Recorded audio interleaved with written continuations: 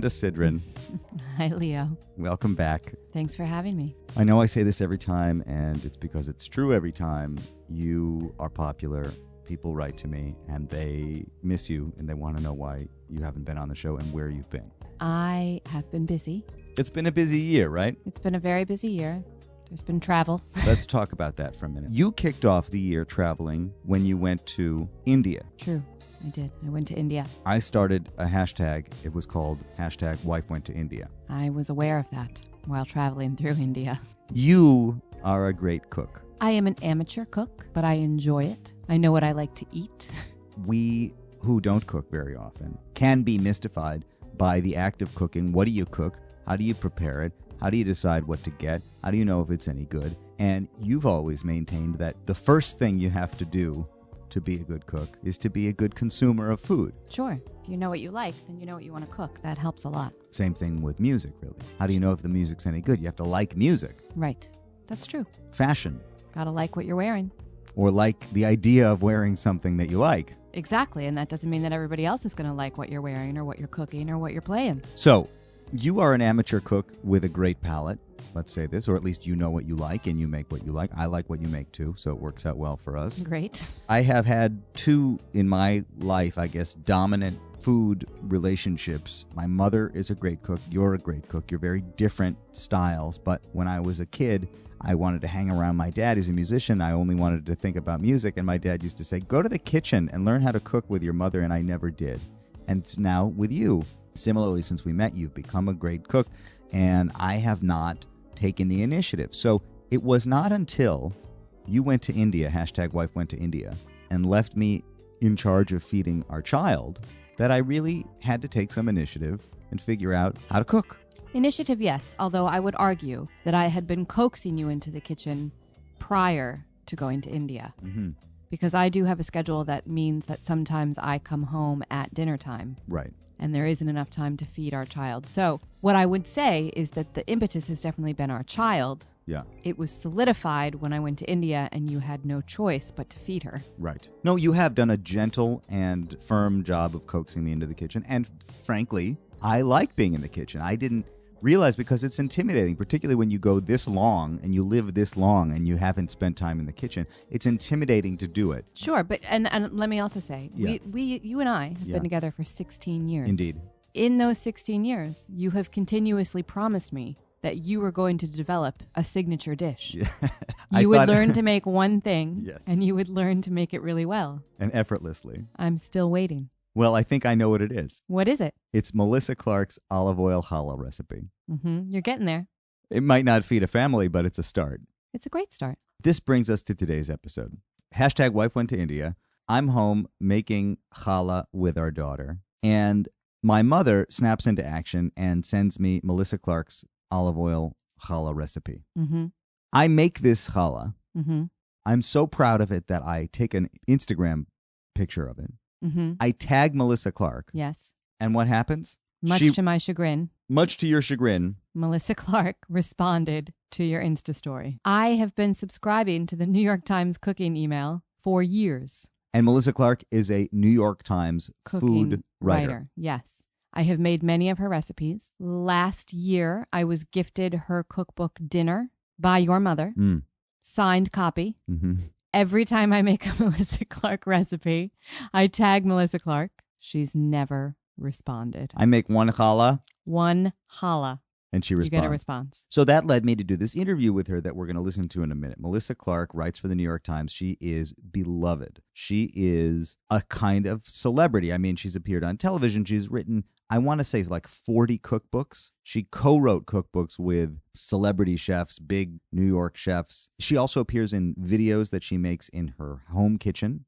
She often tests the recipes in her kitchen at home. And so when she makes these little videos showing you how to make the recipes, you see her house. It's a very intimate relationship with her. She's very comfortable with that kind of aspect of her career as well. And I was taken by that when I made my little challah, Melissa Clark challah, because she shows you how to do it. And it's like, there she is, your little magical teacher who shows up in your kitchen showing you how to do it and lets you know it's going to be okay. From her kitchen.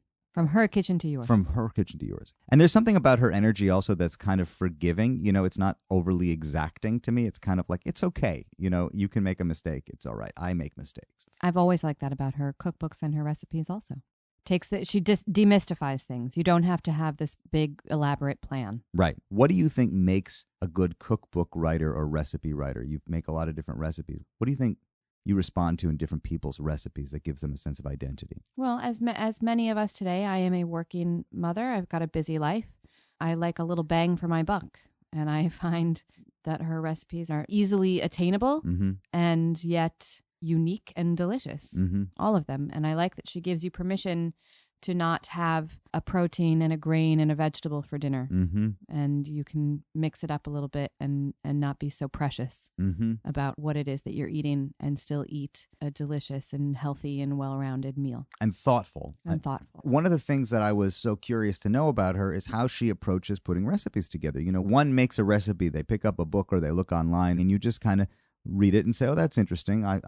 Maybe I'll make that. Or you're thumbing through the index of a cookbook and you're looking for something to make. But each one of those recipes was developed by somebody who had to sort of have a concept. And especially if they put a twist on it or they innovated in some way. I mean, there's an enormous amount of creativity. And I started thinking about how that works. It's a little bit from a musical point of view, like taking a standard song in the repertoire and twisting it a little bit, you know, changing the tempo or the arrangement of it, or doing something to a standard form that just gives it a little zhuzh. And I think that talking to Melissa, I realized that the creative process in whatever idiom, in whatever discipline we're talking about, is quite similar.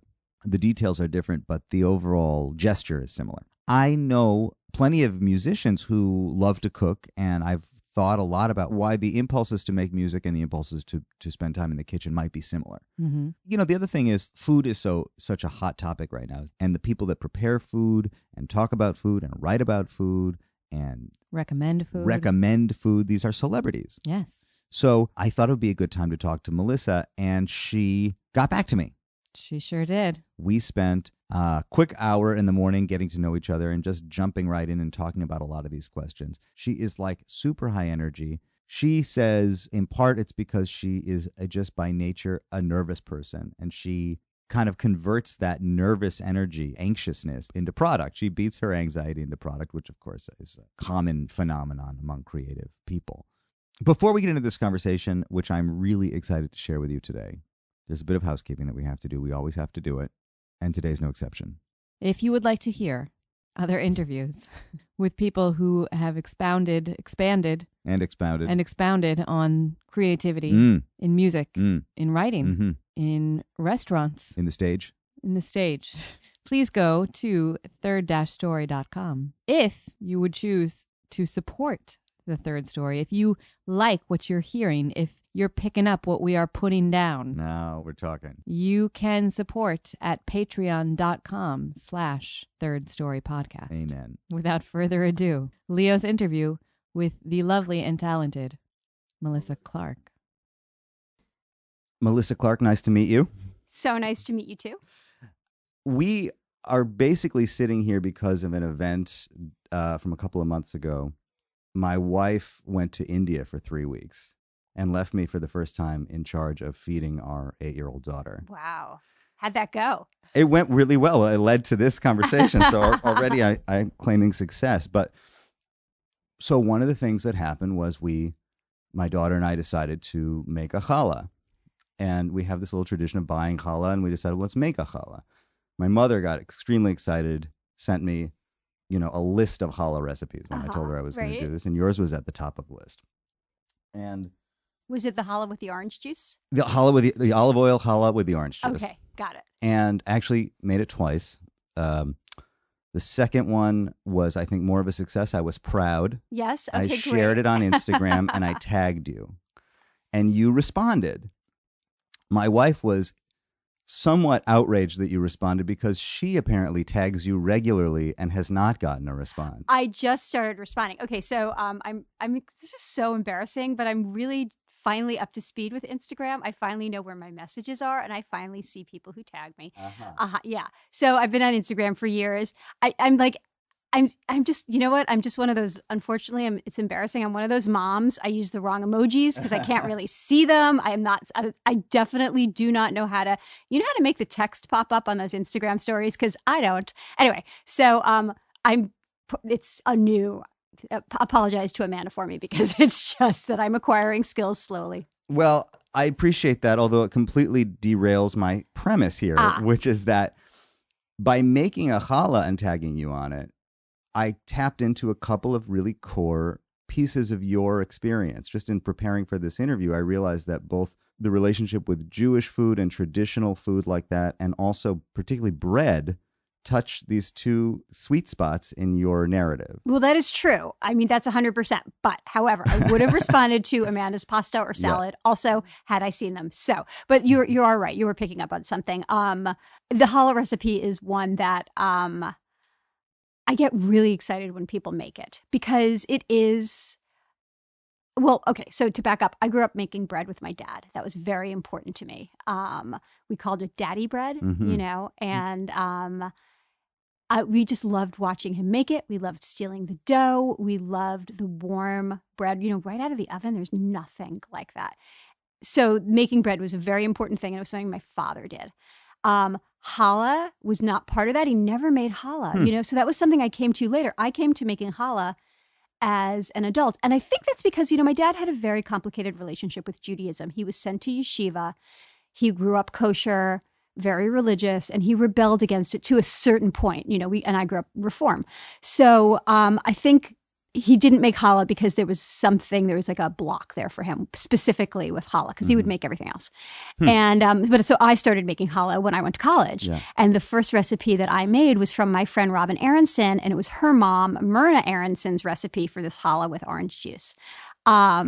And then my big tweak was to, instead of use a neutral oil, was to use olive oil, which I think just adds so much richness. So, it's just interesting. So the challah is really important to me because it comes from my dad's tradition of bread making, but then also something that I discovered by myself. I also understand that when you talk about sort of the breakthrough career moment, or one of the breakthrough career moments in your life, that you were at one point early in your career tasked with writing a recipe book for bread. Yeah. So my first cookbook ever when I was 24 was the Bread Machine cookbook. And, up until recently, until I wrote the Instant Pot book, which just says something about writing books for appliances, that was my number one selling book. That book sold hundreds of thousands of copies. It was this little mass market paperback. It was one of the first bread machine books on the market back when bread machines were new. And I wrote that book. It was one of those projects that, a friend said, a friend who knew someone. It was one of those like New York moments like, hey, can you do this? And of course, I had never written a book in my life. I had never seen a bread machine. And, I just said, sure. Yeah, of course I can. Absolutely. I was BSing my way into this job. And then I did it. And I got 4 bread machines. I had them going. It was a 6-week deadline. I was in grad school. It was a summer vacation, summer break in between. I was working a job. I don't remember if I was waitressing or hostessing or something, and then doing this bread machine book. And it was, I loved the process of developing these recipes. I found it really creative. It's funny. It's like if I hadn't written that book, my career have gone in a different way. I don't know. But it's true. That was really important. I wrote Bread Machine, then I wrote Bread Machine 2, then I stopped, then I haven't used a bread machine since because I really like the tactile experience of making bread. Well, it doesn't seem that connected to what you've gone on to do later on, although I suppose you're right. You've written recently appliance. Yeah, the Instant Pot cookbook. Yeah, I wrote 2 Instant Pot cookbooks. Well, I definitely love my Instant Pot. Yeah. So that's not going to go the way of the bread machine. It's different. The bread machine, I think, for me, I didn't find it. That's not what I like about making bread. I didn't like just having the bread because I live in New York City. I can buy amazing bread. I like making the bread. Yeah. But what's interesting now is that now my husband makes the bread. So except for the challah, I will still make the challah because that's yeast. But he is like on the whole dad sourdough geek thing. You've heard about this. I mean, I assume that it may be related to like fermenting things and high-end coffee. Are those all related to each other? They probably are in the bigger universe. He doesn't do the coffee, but the fermentation. I don't know. It seems like there's this moment of guys getting really into fermentation and bread making. and it's funny, like, why should it be gendered at all? But it is, it is this like particular gendered thing that, although if it was a group of women, you wouldn't say that because you expect it to be women because it's baking. So there's lots of assumptions going on here. But my husband makes the bread. That's the point. Yes. And I don't get to stick my hands in dough. I can't even touch it. That's like his thing. Huh. So, but it's good. I also like having, he's the kind of person that when he's weighing something, he weighs it to the gram. Yes. Like I weigh it to in the neighborhood of the gram. Right. He takes the temperature of the water that he pours into the I don't do that. I'm like, yeah, I stick my pinky in, it feels good. So we have very different processes, and I know that his sourdough is going to be I've never actually made a levain and done the whole thing. I've never done that. So I'm happy to let that be his thing because I think he will do it better than I could do it. But I will make the challah, I will make the cookies, I'll make the things that are where I can fudge it more and be a more instinctual baker. And it's good. I think it's really good that we are very different cooks. Yes. He may be making better bread, but I don't know that he would be as relatable if he were making regular videos for people to watch. I don't think he'd want to make videos on bread making. Well, one of the things that I felt, so this experience of making this challah, and you'll if I refer to it, it's only because I have such limited experience baking or in the kitchen in general. Right. And I really had a kind of breakthrough going through this. And the second part of my breakthrough was watching you talk me through making this bread and realizing what an intimate relationship you allow yourself to have or allow people to have with you while they're cooking. I mean, there you were, magically appearing in my kitchen and kind of telling me that this is going to be okay, holding my hand through this thing. And there's something very familiar about that. I'm a musician. I've had the experience occasionally of people telling me that they live with my music in the background or that they have a relationship with my music that is with me, but it's independent of me. But I found that the experience that people have with you is like that, but exponentially more so. You're in people's lives. You're feeding their families.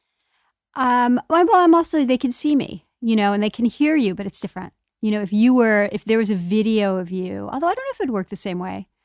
I also think that there's something about teaching people. I think that, how you always kind of fall in love with your teachers? Yes. You have that, like, that's such a, like from kindergarten, it's such a primal thing of like, this person is teaching you. Yeah. And so there's a little bit of that going on. I do it. I fall in love with my teachers. People, I mean, not to say they fall in love with me, but there's something that like they get there. There's something deeper. Yes. Because I'm teaching and I love teaching. That's why I do the videos. That's why I don't do those cooking videos where the other kinds where you don't teach. I like to geek out and teach. People say that no one wants to watch those videos anymore, but I don't care.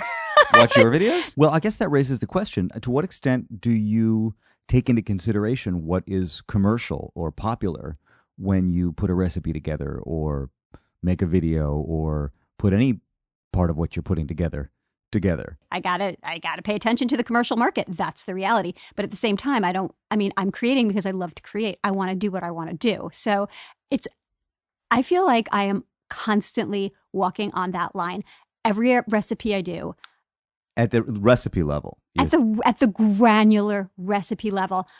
And in ways that are, it's funny because it's at this point it's subconscious, but it's like when I'm thinking about how to name a recipe, like I'll make something, I'll just cook. I'll go in my kitchen, I'll cook. And then I'll take what I cooked and I'll like, how do I sell it? Right? How do I name it? Do I call it, pasta with fried lemons, or do I call it lemony pasta with, it's like, okay, we'll put the adjective in because that makes it more appealing. The other day I did a dish of Swiss chard. It was delicious. Oh my gosh, it was so good. So you take pancetta, you saute it, you take Swiss chard, you put it in the pan, you let it melt with some chicken stock, and it gets like, you get these super silky greens, and then you take eggs and you crack it in there and you cover the pan and the eggs cook. And so it's kind of like there's a Northern African dish popular in Israel called shakshuka. Mm-hmm. And it's kind of like that, but it's green, right? Because it has a Swiss chard and it doesn't have any of the spices. So it's a different flavor profile. I didn't want to call it shakshuka just because it's not really shakshuka. The only thing it has in common is the method and the eggs, right? But it's not the soul of the dish. So I called it something like, soft Swiss chard with runny eggs. And my editor immediately changed it to green shakshuka, because that's the thing that's going to sell. Huh. So, and, she was like, do you mind if I'm doing this? And so number one, I want to make the dish I want to make. Mm-hmm. But number two, I want that dish call it green shakshuka, call it Swiss chard with runny eggs. I want as many people as possible to cook it. Yes. If more people are going to cook it because we called it green shakshuka, that is fine with me. But it's like those kinds of decisions happen all the time, every day. But it's interesting to hear you say that the process, which is creative, and when I think about what you do, it's a little bit unfathomable to me, but I suppose it's sort of the same as talking to musicians about the way they approach things. Yeah. That there's such enormous creativity in what you do because you're able to and invited to and tasked with invention. Right. Creation. You have to create a new thing. Well, yes, and often you're working off of an old thing. Right. You're riffing.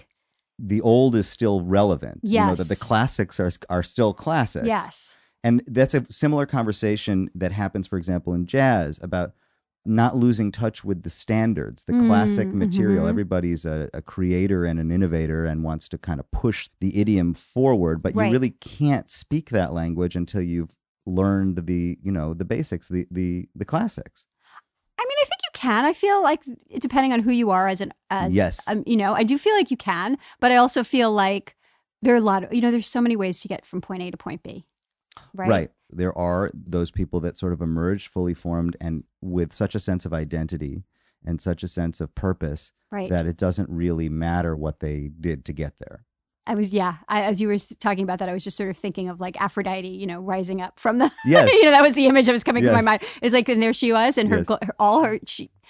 her job was to be beautiful, Yes. right? And then she rightfully for, and then you think of like, I don't know, some of, you think of some other myths where people are formed out of clay and they Yes. become and they change and, or beings that have, that are changeable beings, like Yes. chameleons, and they can change and do different things. So, I think there's just so many ways to become, Yes. right? The fact that you immediately moved to mythology reminds me also that there's a part of your life that has been deeply connected to food, and another part of your life that was really thinking about reading and writing. You actually studied and wanted to be a writer originally, Right. and that writing is what has sort of led you here in many ways. Yes, I started out as a writer. I did an MFA, Yes. and I didn't know what I was going to write in my MFA. Yeah. I mean, for a while, I really thought I was going to be like Antonia Fraser and Uh-huh. write historical novels. So excited about that.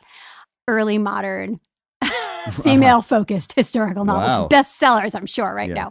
now. Because I liked the research involved, and I liked the research in academia. I didn't like the politics in academia. Mm-hmm. I thought, well, I could get a degree in history. That was another thing, as I could become, do the academic route, do early modern history, really focus on women's history. I had a mentor who I loved, and I thought, well, I could do this, but I wanted to write. So I decided that I would write, but I'd do the research, and I wouldn't do it. I'd do it separately, and it would be less pressure, and I could write it for more general consumption, right? So this is where I am, and I'm applying to grad school, and I realize every single thing I write is about food. It's just, that's my metaphor. Everything, every story I tell, every color, every analogy, every simile, it's all told through food. And I just couldn't get away from it. And then I, like many food writers, I discovered MFK Fisher, Mm-hmm.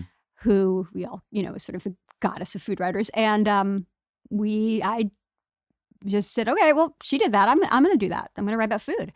And I was lucky, timing, how timing is everything in life, right? It's just, you're there in the right time, at the right place, at the right time, and things happen. So I was doing all of this at the exact same moment that the thing called the internet became a thing. Mm-hmm. I didn't have an email address when I started grad school. This was a long time ago. And there were no blogs. There were definitely no food blogs. Yeah. And I never had a food blog, but I started blogging for other, online sites early on, like, it's like the Stone Ages of the internet. And it was such a different place. And just imagine not having an email address. Like, how did people imagine, explaining to your daughter that people didn't used to have cell phones. I know. Right? I know. Like all of those things. So, but anyway, so I was there, and it was in the right place at the right time. I started writing about food. And it was a very different way of doing it. The thing about the internet back then is that nobody really read what you wrote. And it was great. It was awesome. It was such freedom, and I got paid. Mm-hmm. You don't get paid in that way. Mm-hmm. And it's a complete, and then people do read it, and then, it's a very different place. It was a much friendlier place, I think, back then. And I just was quietly figuring out how to write about food in this new way that became the I mean, and other people were doing it. I wasn't the only one. I mean, Yes. lots of people were doing it. And then that's how the food blog was born. Yes. But I was right there at the beginning of that. I mean, it's interesting because not only is it at the beginning of the internet, and it may be that these things go hand in hand, but it was also at the beginning, very beginning of what has sort of become an ongoing food revolution, the way we think about food, the fact that, like as my mother, who's been married to a musician for 50 years, says, food is the new rock and roll. Food feels today like rock and roll felt in the 60s. Food writers today are exciting people. We are? Oh, that's great. Yes, you're I mean, for what I'd love to be more rock and roll. For what it's worth, well, this isn't a very rock and roll thing to say, but I mean, I've had plenty of established, even famous people that I talked to on the podcast, but none of them gave me the credibility in my social circles as saying that I was going to talk to you. Really? Yes, you're rock and roll. I love that. Oh, great. But do you feel that the whole kind of world around food has also changed since you started? Yeah, I mean, for sure. There were no food writers when I started. I mean, there were people who wrote restaurant reviews. Right. And there were people who wrote recipes. Yes. And there were service pieces in women's magazines about how to. But there was nobody writing about the experience of cooking. Yes. Which is what we think of as food blogs. The experience of what is it like to immerse yourself in a recipe. And that was something very new. And there was space because no one wanted to publish that. But there was space for that because you had just space, you had infinite space. But I don't hear you saying necessarily that you recognize that there was opportunity there. It's that you sort of wanted to do this and you found a way to do it. Yeah, I didn't know what it would become. I didn't see it go. I did not see the explosion. I saw, hey, I really like this. Yeah. I can make a living at it. I was coat checking. I was hostessing. I was waitress. I was doing all that stuff. And I liked writing about food better. And I made, I was making enough money I was making enough money back then. It was, it's funny because I keep harping on the money thing because so many food writers come to me now and they're paid so poorly. Yeah. And there's, and they're writing for free. And I hate that. I hate to see it. And that's new, but maybe that's because there are so many people who want to do it. And back then there were only a few of us. So, it's an interesting place right now. I'm happy there are so many people excited about food and writing about food. Yes. I wish there was lots of money to pay every single one of them because I just feel like, it's a complicated shift. But in general, I do think it's good. I do think that the level of, people's knowledge has gone a lot deeper. Yes. People care about it a lot more. Yes. I think that socially it's important. I feel like food is one way that we can actually change the social structure of the world. I feel like can you talk about that a little bit? Yeah, no, I feel like what's happening food writing was a very like much of society was a very small, exclusive place. There weren't a lot of voices. For a long time it was mostly women, and it was white women without any status because we were cookery writers, and that was just like the lowest of the low, nobody. And then there were male white writers who were the gourmets and they were the fancy ones, and they got the status, right? And then that starts to change a little bit, but still all white. And so now it's much more, I think the food world is becoming so much more inclusive. We've got a long way to go, but so that's exciting. And I think socially, so I see that in the food world. But I also see pushes to become, look what we've done with local food. Look at how environmentally things are changing, and so there's a lot of good that food can do, explaining issues to people and helping people understand food systems and helping people understand the importance of how food affects the environment, right? And so these are conversations that are happening now that were not happening when I started. And are you thinking about that? For example, I saw a recent kelp-related recipes. Yes. That seems like something that plays right into this zone that you're talking about, right? Yeah, well, I think, I personally think climate change is probably, as far as issues go, there are so many issues to be thinking about, but climate change is the one that bears the most weight on me personally. I feel, for some reason, incredibly connected and afraid. And I also feel like, because I see how food is, if we can't grow and we can't eat, we can't feed people, and there are small ways we can change that. Personally, I have stopped writing. I very rarely write a fish recipe that's not a sustainable fish. Every once in a while I'll do it for editorial reasons, but I try not to. Editorial reasons, meanings. My editor says, "Could you do a salmon recipe?" Or Yeah. Yeah. But I try not to, or if I do, I make sure to say, hey, you know what, wild salmon, fish farming can be, some aquaculture can be really devastating to the ocean. So, or I mean, I've written far fewer beef recipes. When I do, I make sure the serving sizes are a lot, so these are little things that I do. And because the reception is good, I can push it. And people want to know about these things. Well, this raises the question, like, would you be approaching this differently if you didn't have such a large forum? In the sense that you have it sounds like a kind of responsibility, or you feel a kind of responsibility because you have a forum. I would do it anyway. You would do it. Yeah, of course. Even if I had because that's how I eat. That's how I think about things. I write what I do, and occasionally I will write a salmon recipe for farm salmon, but I try never to eat that stuff. I mean, it scares me. Is it better than eating beef? Yeah. I mean, there's so many, it's so complicated, but I try to give recipes for food that I actually make the way that I do it. Right. Well, and I think that's the other thing that's so compelling about it, is that there's something, again, I say intimate, and you say, it's because they can see me. I see you, so I feel more connected to you. But I think also, and maybe this is why people have said that you have sort of the greatest job in food, is that you're really having an experience, a personal experience, and sharing that, explaining that experience. Obviously, it's guided by editorial questions and all kinds of questions, but that's what it feels like. It feels like you're basically sharing a kind of a life experience with people. The best ones do. I mean, not all. Sometimes you have to get the work done. Yeah. Sometimes you have to write the story. Deadlines are lifelines. Yeah. But yes, but my favorite pieces, and I think the one that people respond to, are the ones that are my actual experience, or a childhood memory, an experience from childhood, or an experience of somebody very close to me. It has to be, let's just use the word intimacy again. It has to be, the more intimate it is, I think, often, not always, but often the more successful it will be. Do you think about how much of yourself you want to share or reveal? I do actually. I think about that. So last Thanksgiving, I had to, oh God, this was so hard. My father died a year and a half ago. And last Thanksgiving, my editors, I had talked about how this was going to be the first Thanksgiving without my dad. And Thanksgiving was my dad's holiday. He was all about the turkey. He was the big foodie in the family, much more so than my mom. And so to do this holiday without him felt horrible. And my editor said, well, why don't you write about that? And I was like, oh my God, that's the worst thing ever. How can I do this? And I mean, I wrote that article crying the entire time. I wrote it and I rewrote it and I rewrote it. And then my editor pushed me and she's like, yeah, we're getting close, but you got to, and which was an amazing experience because she was right. But it was really hard. And I would never, ever have done it if the Times hadn't said to me, we want you to do this. Right. But did you feel in any way that you said too much? It took prodding for me to say enough.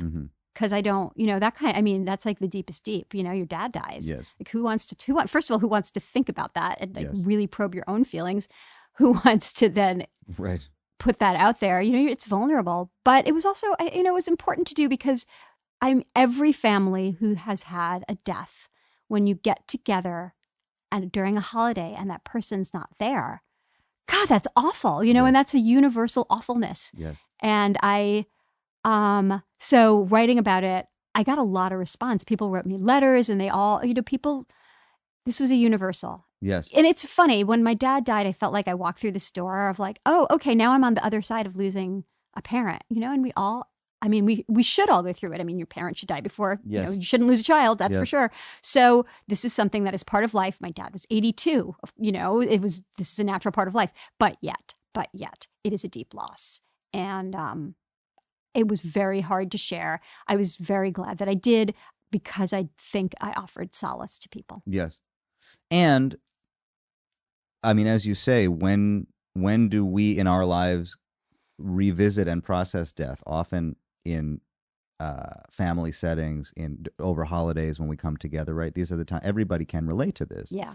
Again, I think it's why food is like, I got this just cold glass of water in my face when I started thinking about the difference between food and music, because I thought food, occasionally you meet somebody who says, I don't really know if I like music or how what I think about What? music. People say that they don't like music? I don't know. You find people they don't have that relationship with it. I read an interview with you where you said at the end of the day, you start cooking and you put on really good music. Something like that. And I thought that's an interesting thing to say. I mean, it's like me saying, well, at the end of the day, I start cooking and I make a really good meal, right. Which can mean different things to different people. But that is true. But what I felt in that statement from you is that you care about music.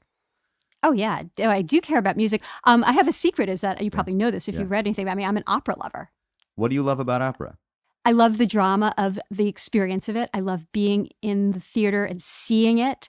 I love the singing. I just love the voices. Mm-hmm. I love choral music. Yes. Aside from opera, I love Baroque music. I love I don't have the vocabulary. I don't know how to talk about what I love about it, but I love the shimmer in the voices, and hearing the voice as an instrument is really exciting to me. So you don't have the vocabulary to talk about what you love about it. I think a lot of people have that experience with food. Absolutely. And I understand that, one of your gifts and talents and skills is to be able to eat something and immediately start thinking about how you would make it and break it down into these pieces that could potentially even be taught.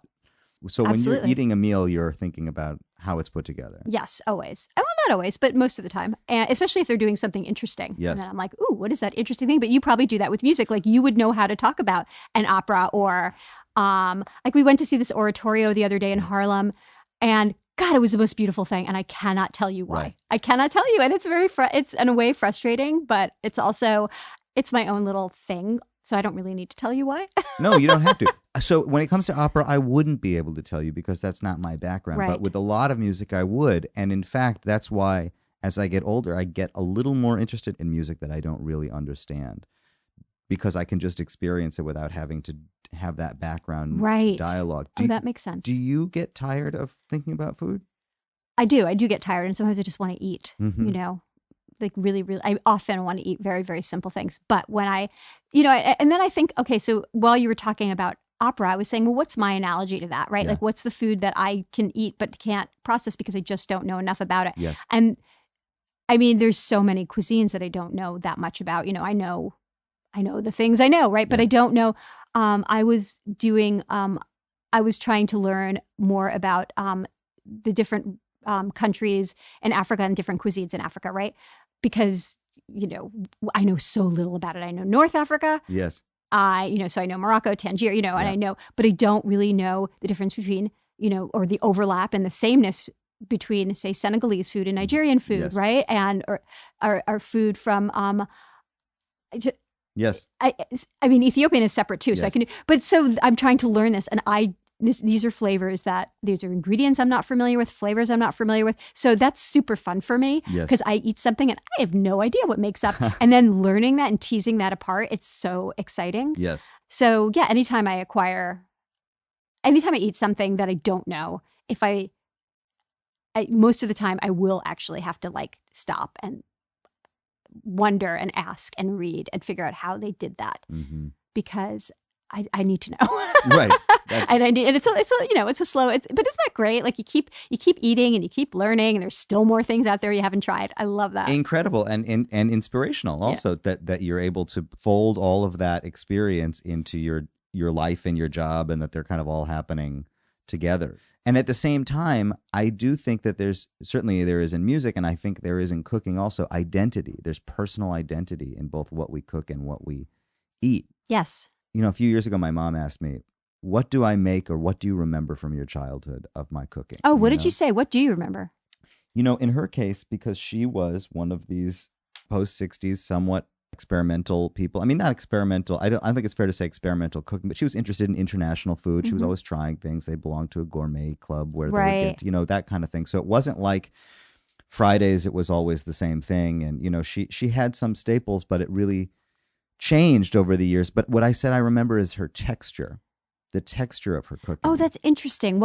How do you describe that? I'll show you. She's a weaver, and I'll show you a wall hanging of hers. And I think I'm curious to know if you'll know what I mean by the texture of her cooking. There's something very soft and very comforting about the way she cooks and the way she puts recipes together that just feels very familiar to me. I think it's the choices, the things that she chooses to make. Yeah, probably. Something somewhat, I guess I would have said ethnic at some point, but Right. generally I just think there's something textural that I can identify in her cooking that feels very familiar to me. Simmered, stewed. Simmered, yes, exactly. But I notice, for example, the way Amanda will make the same kind of thing, that Amanda's cleaner. Amanda's cooking feels cleaner to me, and my mother's feels somehow more simmered in some way, I guess. I guess I'm looking for language that I don't have. It's a good example of how I lack language in a way. But that's what I said. I would recognize the texture of your cooking.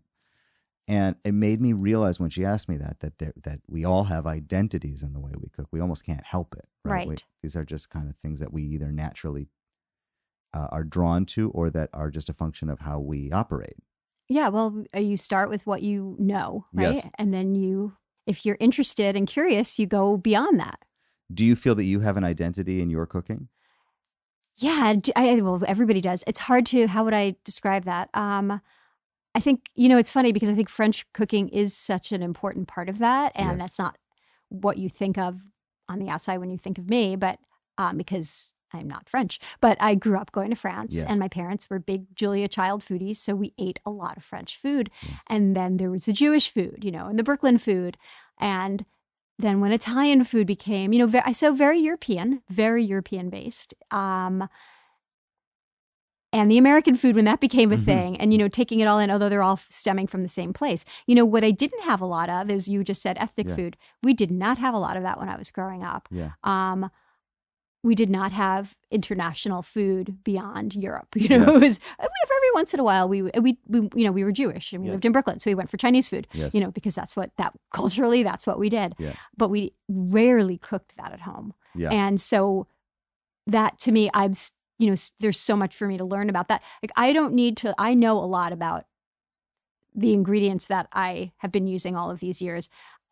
And then when I bring something else in, like now I'm getting pretty good. Like we never used fresh ginger when I was growing up, and now I'm getting pretty good with fresh ginger. Yeah. I'm finally but it's something that these are the. If you're just getting pretty good with fresh ginger, then it's a long road for the rest of us. No, but I guess it's not that I'm just getting good with it, but it was something that came later. So the thing that comes later, I don't automatically when I'm cooking dinner, I'm just cooking. Yeah.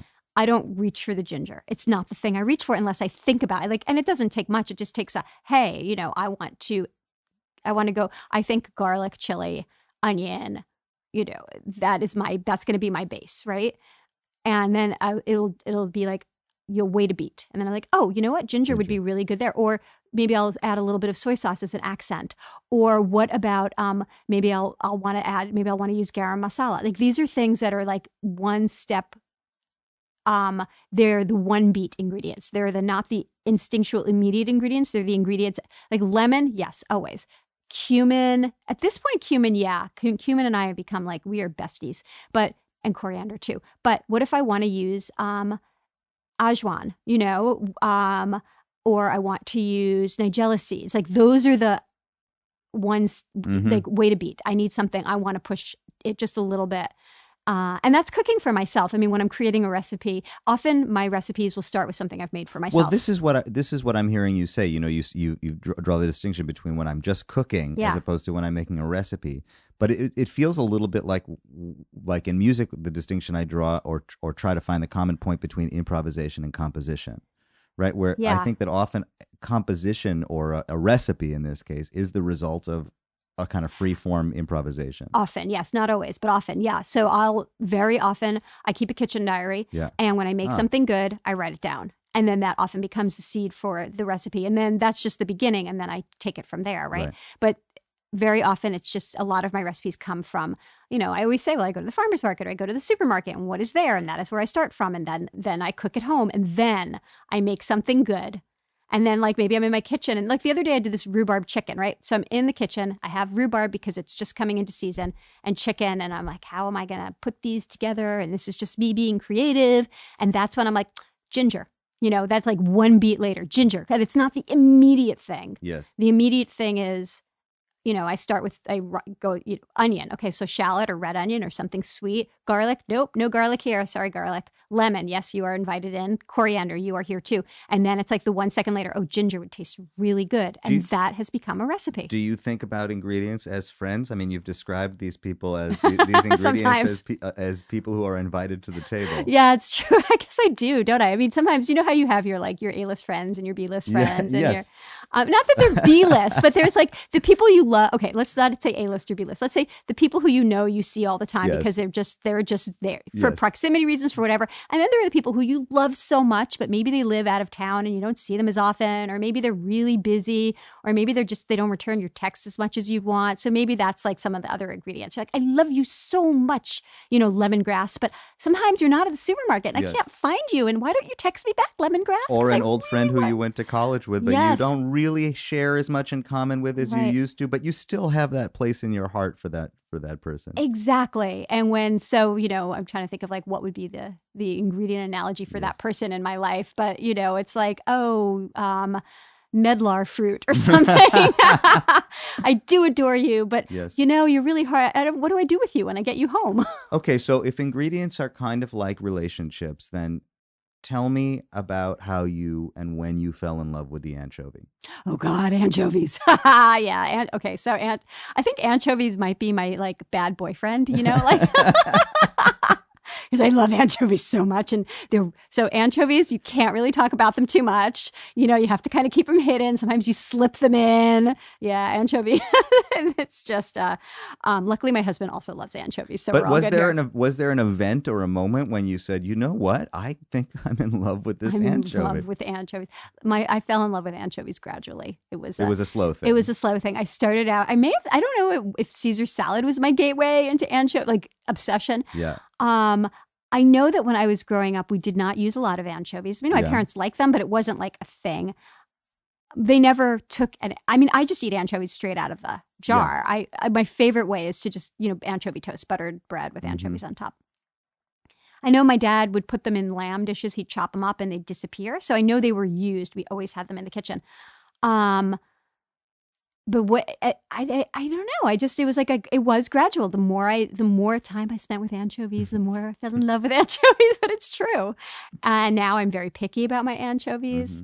I have certain brands I like, certain brands I don't like. But that is actually the number one thing people say to me. Really, the number one thing they say is, "You made me fall in love with anchovies. You made me like anchovies. You made me start buying anchovies. You made me try anchovies." It's really interesting of all the things.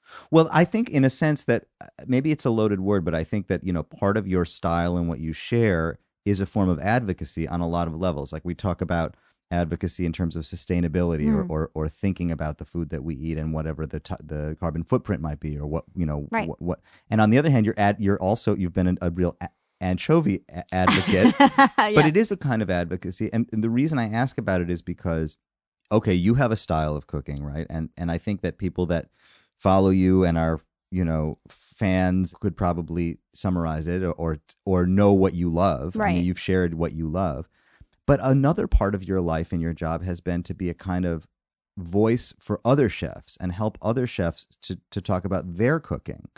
What I think is really unusual about that is that even as a writer, there are plenty of writers that work in a kind of supportive co-writer, co-author role. And then there are the sort of the stylists who emerge as themselves and their own voice. And you operate in both worlds. What do you turn on or turn off when you're helping other chefs to define what their style is or their identity is? I don't know that I turn off anything. Or what do you do? What's the process like? I mean, really, the process is, how do I get their food to be as close to their food as possible and take out half of the pots and pans and steps so people can actually make it. It's editorial. It's simplification. Pretty much, yeah. I'm really just share. It's not collaborative. I am presenting them. I'm not in there, except as I want people to make your food, so this is how we're going to get people to make your food. That's it. But I'm not a collaborator in terms of any recipes. That's not what I do with them. So I guess I turn off that creative part. Yes. But I'm learning and I'm stealing the whole time. I'm like, oh, look what they're doing. I'm going to do that. And I'm expanding how I cook. I always say that part of the reason, people say, how did you learn how to cook? And I learned from my parents and my family. But I also had tutorials with some of the world's best chefs when I wrote their cookbooks. I learned how to make dessert from Claudia Fleming. I learned some French dishes from Danielle Boulud. I work with David Boulay. You know, I have these experiences that are incredible. I and I work side by side with the chef. Yes. And so I learned two things. I learned how to do what they do, which is great. I learned a discipline, their discipline, but I also learned that every single one of them has a different discipline. And that's thrilling too, because sometimes you think there's one way to cook, but there's not. I mean, like we talked about at the beginning, to get from point A to point B, there's so many ways to get there. Same thing with a recipe. Yes. How do you cut your onion? Do you cut it? I learned there's so many ways to cut an onion, and it depends on what flavor you want, how much of the juice you want to evaporate, and the texture you want, and the final onion. I had never cut an onion lengthwise. I always kind of cut it crosswise, and then I learned, you know what? If you cut it lengthwise, you maintain the cell structure is different, and you maintain some of the crunch. So these are things it's always just such a thrill. When did you learn that, and where did Recently, you learn that? I learned that from Franny's, from Andrew Feinberg, who used to own a restaurant called Franny's in Brooklyn, which you probably know, which was fabulous. It was one of my favorite places. I miss it every day. Yes. And he taught me a different way to cut an onion. I mean, everyone has a slightly different variation, but his was like really different.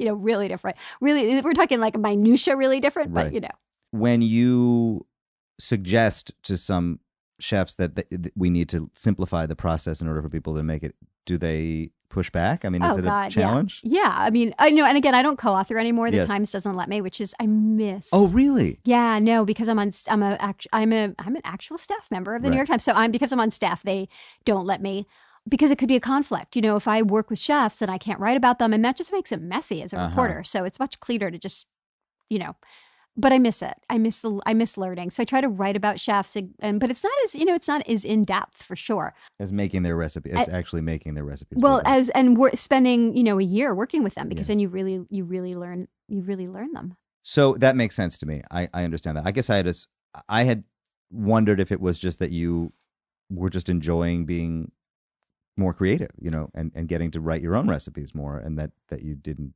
necessarily have the headspace or the. I would totally write. I would still absolutely be co-authoring if I could, because is such a great. It's a free education. Yes. It's not even free. It's paid. They pay me. They pay me to learn. Yes. It's just the best.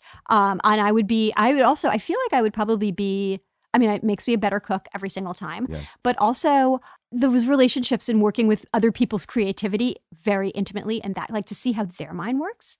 How cool is that? Yes. When do you get to do that? When do you get to sit around and, I mean, maybe you do these podcasts, really.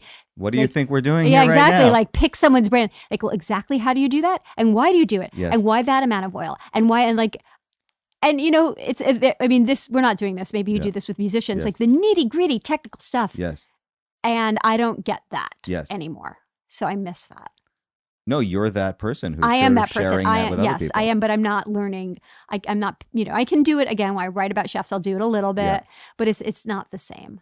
But I love what I do. I have the best job. I do have the best job in the world. You do have 100%. It is, right? 100%. It is, okay. So there's no There's disillusionment here. Everyone else, if you think you have a great job, you do not. Yours is better. Mine is the best. You seem to be very productive. Yes, I am. And the other day, I just asked somebody if they had any Adderall, and they looked at me and they said, "What are you, crazy? Like, you on Adderall? That would be scary." Have you always been this productive? Are you a productive person? I am an anxious person. I have a lot of anxiety, and my way of coping with it is to be very, very busy. So that's just that's how I deal with the world. I have a very hard time sitting and doing nothing. Meditate. My husband keeps saying, he's like, "You really should meditate." I'm like, yeah. Okay. So I know your wife teaches yoga. So, Shavasana. Yeah.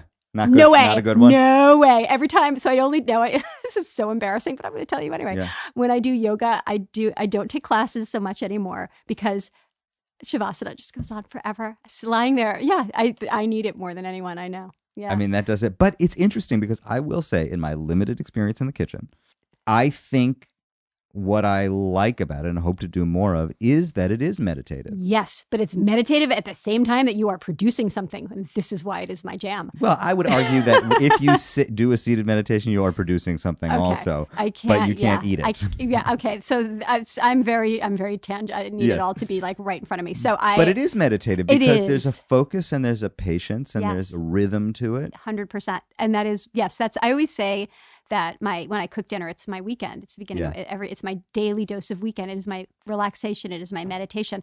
And on the same note, I just started knitting. Mm-hmm. And again, to me, it's very similar. It's like I'm creating something. Yes. But it is repetitive and it calms me down. And so this is as close to meditation as I can get right now. Yes. Maybe, but you know what? Maybe one day that will change because I do believe, I don't know. I feel like I think I could change. I could start meditating. I could start doing Shavasana. It's all possible. Just start with Shavasana. It's a great place to start. It is a great place to start. If I could do 5 minutes of Shavasana, which is so long. If I could do 3 minutes. Yes.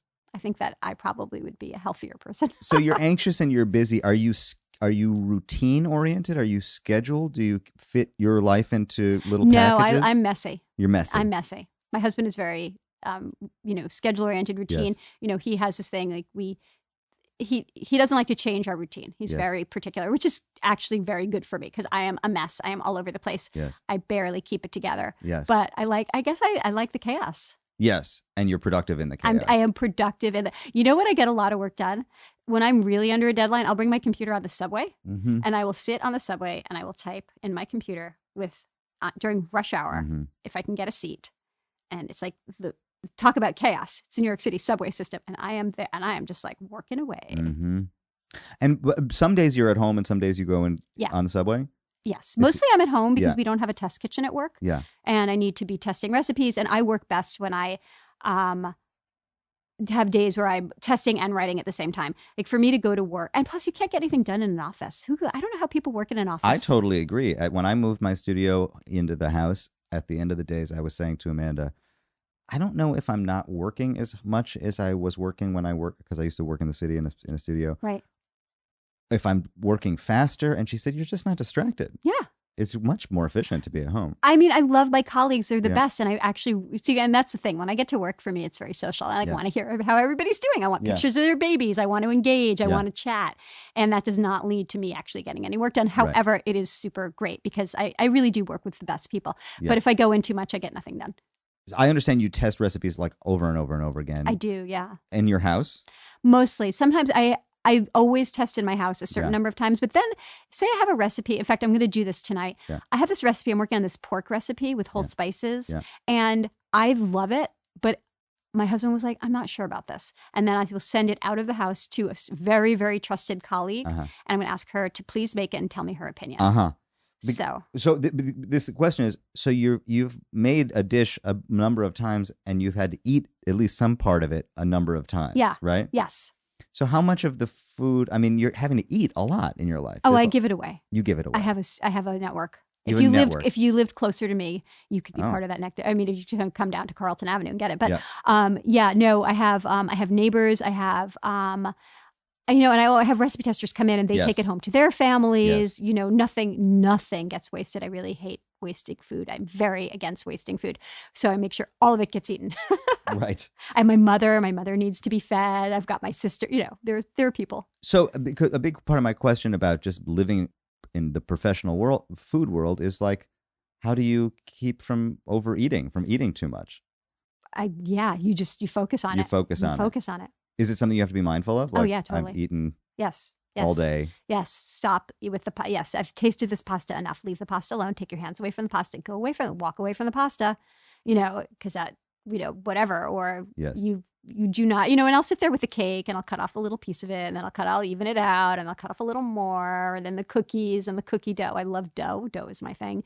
So I just have to be very conscious of. Right. And then on days when I'm not cooking, if I'm not cooking, I'm eating fruit and granola and yogurt and big salads, Do you have enough room in your life to eat other people's food? Yeah, well, I go out to eat. I have to go out to eat, or I would never. Again, since I'm not working with chefs, I need to go out to eat a lot. Not a lot, but to see what's happening. Yeah, to see what's happening.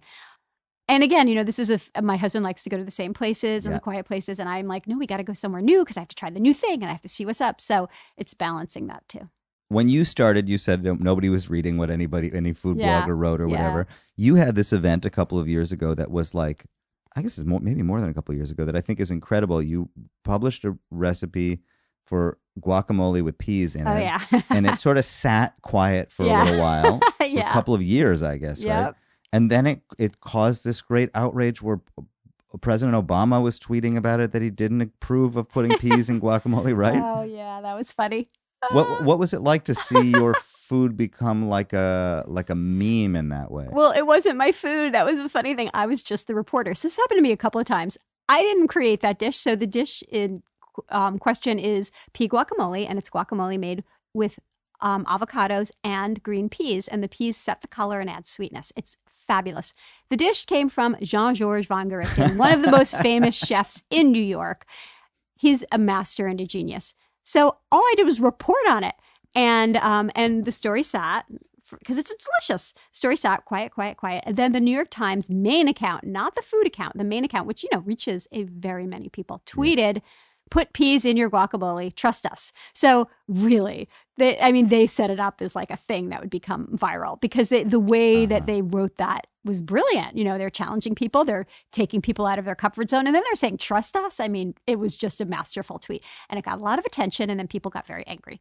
And lots of people thought this was a very bad idea, but no one had tasted it, and don't call it guacamole if you put peas in it. But yet people put all kinds of things in hummus. Poor hummus. Hummus is like, and no one's... I totally agree with that. I've been saying that for the last couple of years, that hummus has become a format. Yes. And, in a way, I think it happened with sushi also. Yes, sushi, true. Like if you go to a Japanese restaurant and think you're ordering sushi, and it's filled with stuff that it really isn't cream sushi. Cheese and smoked salad. Yes, it's not sushi. Although I'll like have that a Philly one. roll every now and then. Yeah. But I think hummus has become, just recently, become a format. Yes. Hummus just means any dip. Right. Any dip, maybe with some tahini in it, but maybe not even tahini. Right. Is that okay? Well, so here's a question for you. Is it okay? Is it okay or not okay? I don't have an answer. I think it's a whole other podcast that we would have to have. It's a good question, but it does make me think that when you make a version of shakshuka, you're a little more careful about calling it shakshuka, and the editors are the ones that say, no, it's shakshuka. We're going to call it shakshuka. Well, so to be fair, we decided we'd compromise. We're not calling it shakshuka, but in the SEO, it's going under shakshuka. So we kind of compromised, and we put it, I think we put it in the reading line rather than the recipe title. So it'll be there, but it won't be. But yeah, it's funny. Like, there's a fine line when let's talk about cultural appropriation. Yes. When can you call something something? Yes. Is it guacamole if it has peas in it? Are you a purist or not? By the way, the answer is yes. It is guacamole if it has peas in it. I'll give you the answer on that one. Okay, but hummus, if it has, what if hummus has butternut squash in it? No, that's a bridge too far for me. Yeah. Okay. See, and might you be Jewish and not Mexican? Yes. So maybe a Mexican person would say, would say that guacamole, it can't have peas in it. Right. Oh. Because this is something dear to you, and you're like, do not mess with my hummus. Yes. You keep your winter squash out of that. Right. And so someone who grew up who has the same feelings about guacamole might feel that way. So so it's you really have to be careful. Yes. But at the same time, using the word hummus or guacamole, it's easily identifiable. It's a shorthand. It's a cultural signifier. It's like, oh, I know what this is. And then you don't have to sit there and explain it. Mashed peas with cumin and chilies that you use as a dip for tortillas. Right. So but you don't want to offend people. But you want, for me, at the end of the day, I just want people to eat really, really delicious food. I do want them to think about what they're eating. I want them to think about guacamole in a cultural context as part of a very deep, rich Mexican cuisine. I want them to buy their peas if they're going to use them locally at the farmer's market, and in season. So, and all of these things are going on in my mind at the same time, but I just want them to eat it and love it and learn how to cook and, make something for someone they love. Do you think about like eating at farmers markets, right? Like, or shopping at farmers markets, or we have our CSA in summer, and it's been wonderful because it sort of determines what we're going to make, and that's a wonderful CSA thing. is great. I actually have come to understand that, and you've alluded to this, that really so much of cooking is shopping. Mm-hmm. I realized I'm not so afraid of cooking. I'm still quite afraid of shopping. Oh, that's so interesting. Are you? Okay. I feel overwhelmed, and it's just like, I just don't know. And so I guess, and probably for a lot of people, that's why a recipe is helpful. It just says you need this. Yeah, go get this get thing. that. Yes. To what extent do you think about the economic realities of what you're asking people to do, especially who maybe don't live in areas where they can get that? Yeah, kind of no, I stuff? have a lot of feelings about that. No, I feel like government needs to subsidize.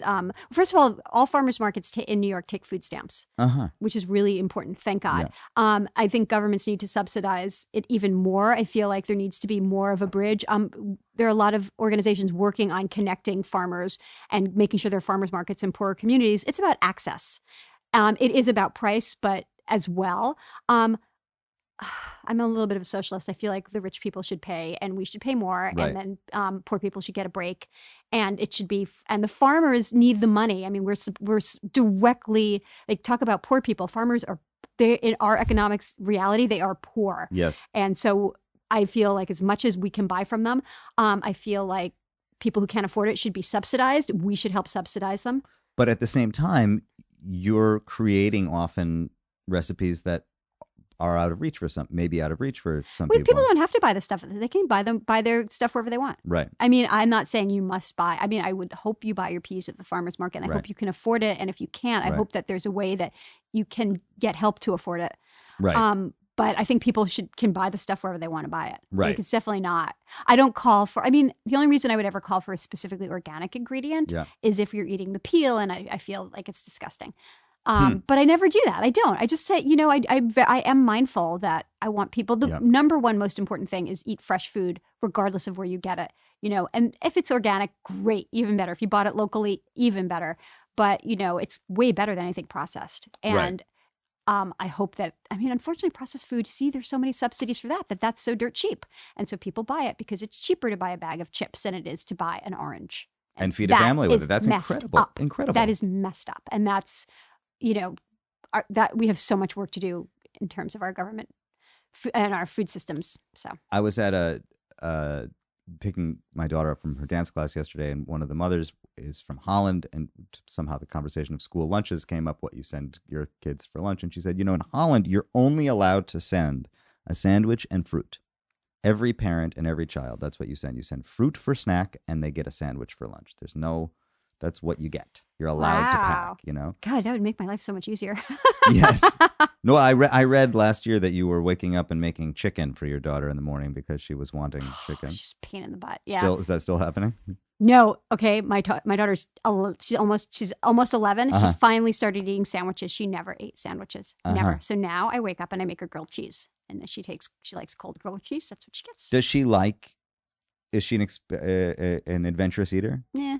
You know what? My daughter is not particularly interested in spending time in this room with me. This is my passion. This is a recording studio, and she's not particularly into it. And you get what you get, and you don't get upset. You appreciate what they like. Yes, but was there a sense before she was born where you thinking, "Oh, I'm going to share food with her, and we're going to have this food experience"? I was looking forward to feeding her. I really was looking forward to feeding her, but I was also prepared for the fact that she may not like what I fed her. She thinks anchovies are disgusting, although I put them in the Caesar salad and she doesn't know. Melissa Clark, thank you for caring about what we eat and sharing it with us, and for coming over today. Thanks for having me. There she was, the great Melissa Clark. Amanda, after we finished that conversation, Melissa and I went back downstairs, looked at the kitchen briefly, had a nice chat about Shavasana, and I really felt it was a lovely, lovely thing. She was a great person. You sure said it. Thank you, Amanda. Thank you for that wisdom. It's always a pleasure to have you. Thanks for being here. Come back soon. Until then, I'll talk to you soon. Me too. We'll see about that.